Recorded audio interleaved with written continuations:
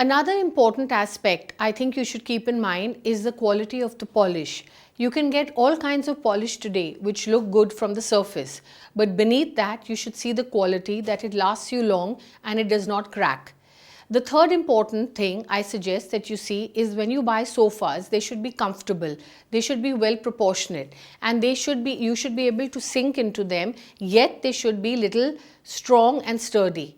Do not fall for sofas which just look reasonably priced and functional for the moment. I repeat the word, for the moment, and after 6 months or 1 year they start breaking or cracking. At Angie Homes, we offer you very affordable furniture at very good prices, best quality and very good finish. So I would really suggest that you look at our furniture section. It's amazing and it can convert your home to your dream home.